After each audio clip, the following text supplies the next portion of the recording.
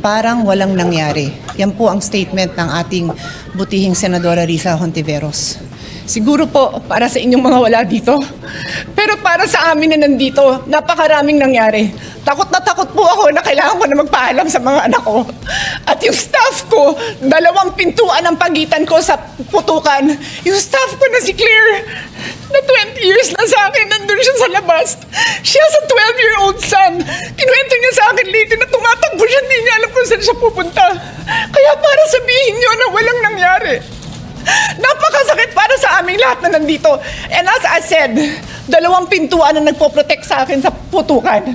Pero yung media, yung Senate staff, yung hindi naman makauwi dahil sila ang security, sila ang elevator women and boys natin, nandoon po sila. So dear colleagues, napakarami nang nangyari. And one more thing, wala ho akong sinisisi.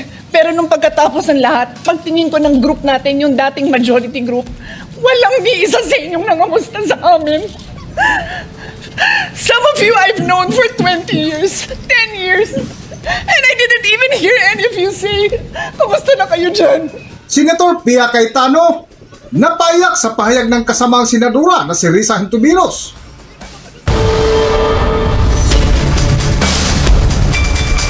Welcome back to Kaakibat TV.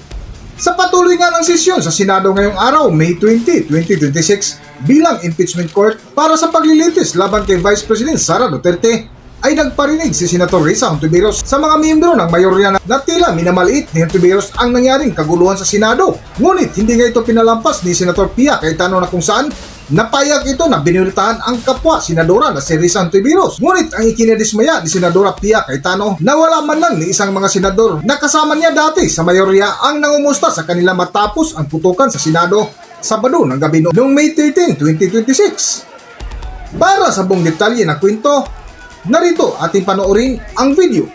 Narito ang video. I told the minority leader, the former Senate President, that this is an emotional issue, not only for us, but for the whole country, given this is the Senate of the Philippines. And it's a sensitive issue because there are words that have been used. That's why I have tried to be deliberate. Wait not only for a partial investigation, but independent. Wait for every investigation to come in. Now, many members of the majority who were here want to speak on that measure. I was about to report this, that as Senate President, I respectfully informed the body that earlier today, 20 May 2026, the summons in relation to the articles of impeachment filed against VP Sara Duterte was duly served upon respondent Vice President Sara Z. Duterte. A copy of the summons was likewise furnished to the prosecution panel on the same date.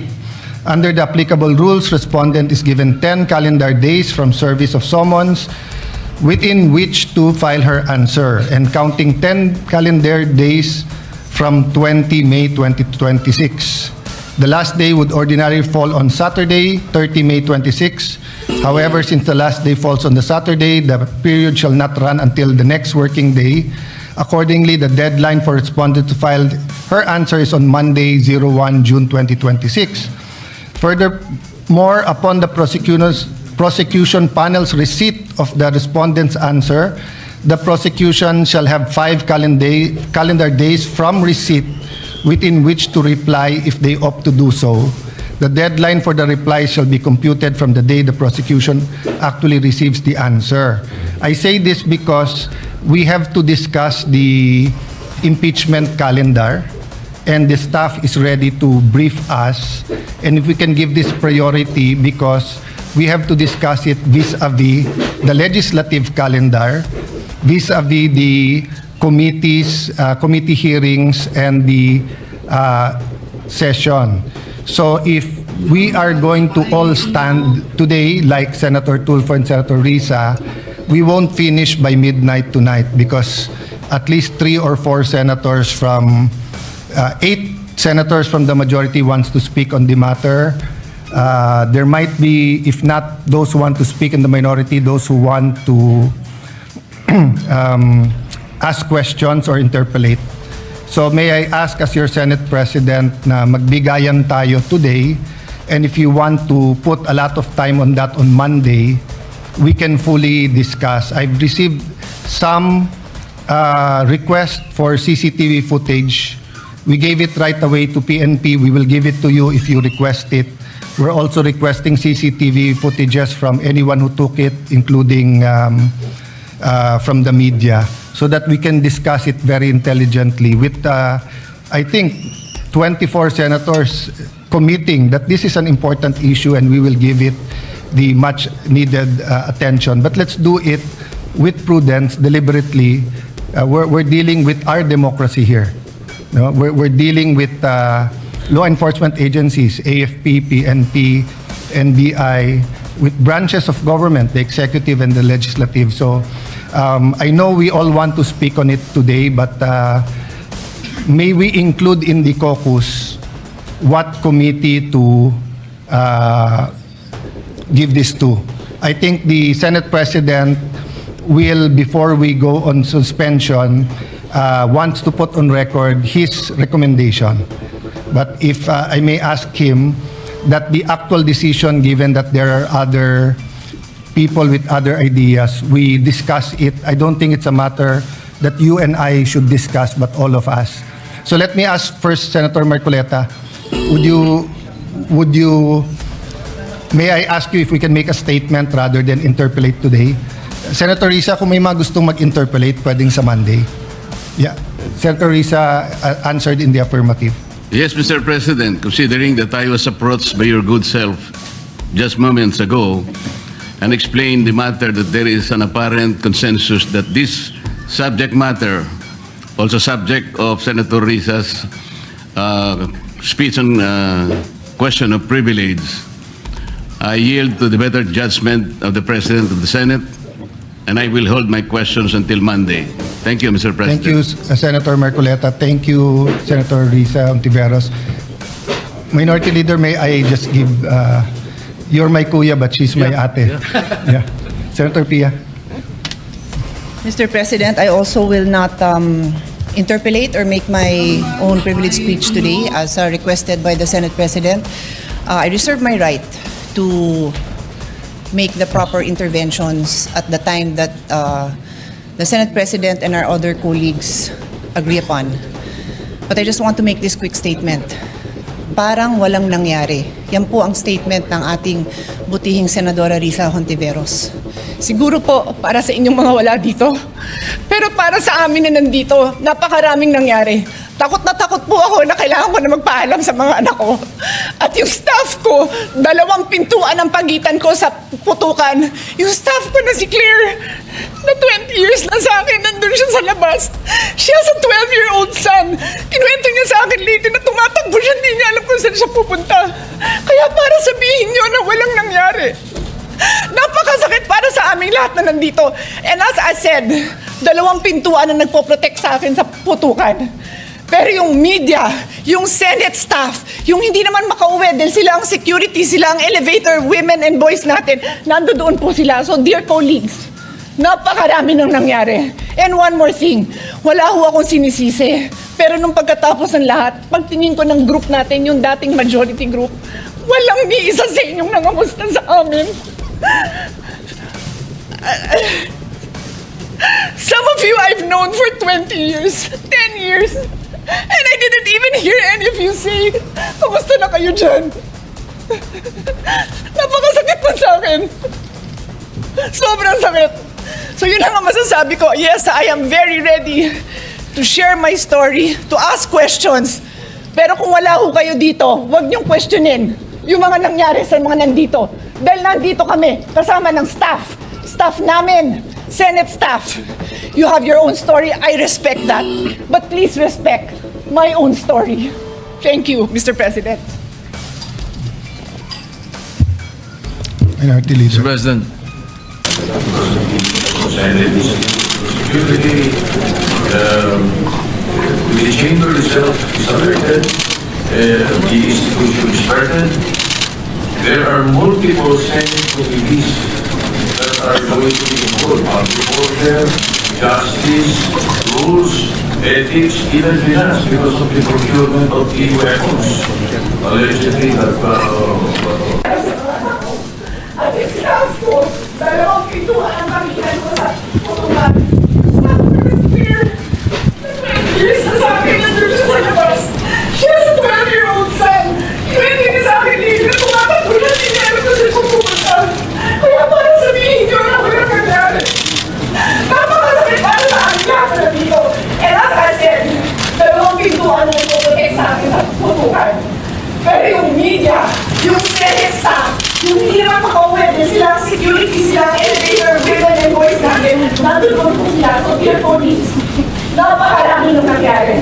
And one more thing, wala akong sinisisi. Pero nung pagkatapos ng lahat, pag-tingin ng group natin, yung dating majority group, walang ni isa sa inyo na makusta sa office. Some of you I've known for 20 years, 10 years, and I didn't even hear any of you say, kumusta na kayo dyan? Ang mga sakit na sa akin. Sobrang sakit. Hindi na ako masasabi ko, yes, I am very ready to share my story, to ask questions. Pero kung wala ako kayo dito, huwag niyo questionin yung mga nangyari sa mga nandito. Dahil nandito kami, kasama ng staff namin, Senate staff.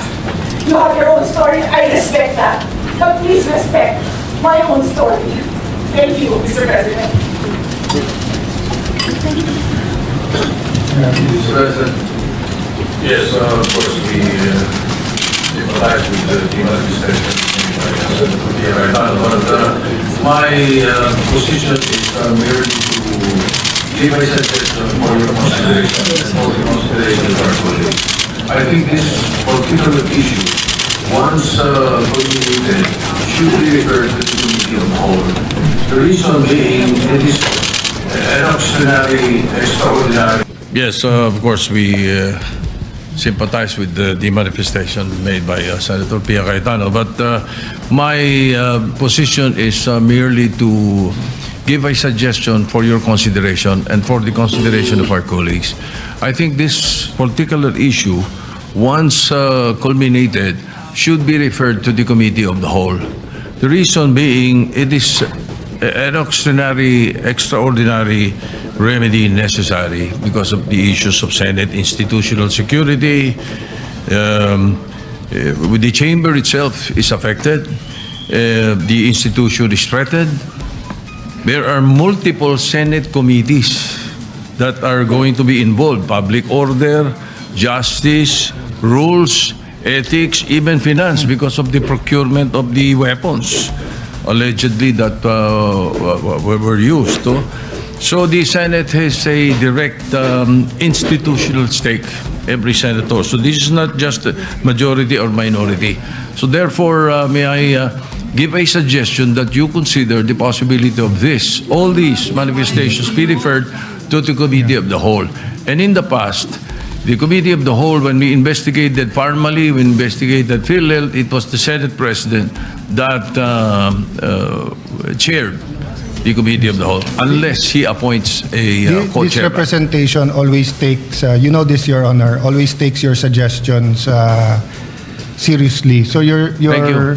suggesting we use Rule 14 and Section 14 of the rules and create a special committee, the Committee of the Whole. Is that correct? Yes. Mr. President, if I may, Mr. President. And before that, since we're going to go into caucus to speak about the calendar, may I ask the Minority Leader if it's acceptable that we discuss it there? Later in the caucus, just so that we don't have to discuss everything on the floor and we get the other business that we have to do today done with. No? Mr. President? Yes.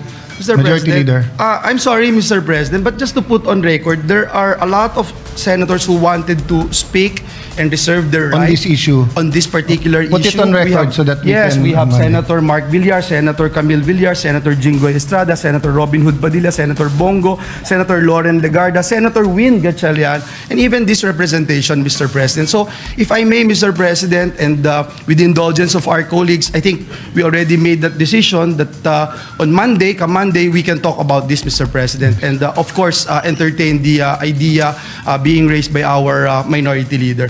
So with that, Mr. President, may I just move that we proceed with the reference of business so that the resolutions I just have to recognize Senator Hontiveros with that pakiusap of everyone. We that yield, Mr. President. Yes. We yield to the distinguished lady, Mr. President. Maraming salamat, Mr. President. I empathize with the experiences and the feelings expressed by the gentlewoman from Taguig and Pateros. May I just repeat what I clearly stated at the context of na parang walang nangyari. I'm talking about ngayon, after those terrible events that caused fear and a lot of other negative emotions and experiences sa ating mga colleagues, sa ating mga Senate staff, sa security unit dito at sa Senate media. Yun po yung punto ko, and it is akin to one of the points raised by Senator Erwin earlier, before my privileged speech. But let So me just assure to you correct that's not that, the Mr. case. President. In fact, I have to deal with the security of the Senate every day. I'm just not telling you everything that we have to deal with now to make sure that there's no bombs in the in the area, just like every day except this time, and also making sure that there's no miscommunication between the executive, legislative, judiciary, and the international community. That's precisely why we are waiting for the complete investigation, because there are matters that when are discussed in public will cause more alarm and confusion rather than clarity. But that doesn't mean na parang walang nangyari lang. I think that's the point where there will be strong answers, Senator Risa. But of course, you have your point of view and we respect that. Thank you, Mr. President. And lastly, just for the record, as I said earlier, I deeply respect the emotions of our distinguished colleague. It's evident that the violence that breached our halls has profoundly affected all of us. And I don't doubt, Mr. President, the leadership's personal distress over what transpired. However, when I stated that it feels now as though walang nangyari, I was not speaking about our personal feelings. I was speaking about our institutional posture. Thank you for that. Our grief as senators is valid, but our mandate requires action. Salamat po ng marami, Mr. President. Thank you for that statement. And personally, I've stated this again and again. And I don't doubt the sincerity of President Marcos when he called to check if we are safe and to assure us that it wasn't an attack from the executive department. I don't doubt that. That's why we're waiting for the whole investigation. Thank you. Majority Leader, let's Yes, proceed. Mr. President, just to put on record, it's really way different when you are here inside this Senate premises, especially during the time when we were inside that one room, Mr. President. I would still recall the gunshots, the smelling of gunpowder, Mr. President, and everything that we had experienced. So it's really different, Mr. President. Hanggang dito na lang muna ang ating video, at kung nagustuhan nyo, huwag kalimutan mag-subscribe at pindutin nyo na rin ang notification bell para ma-notify kayo sa ating susunod na video. Maraming salamat!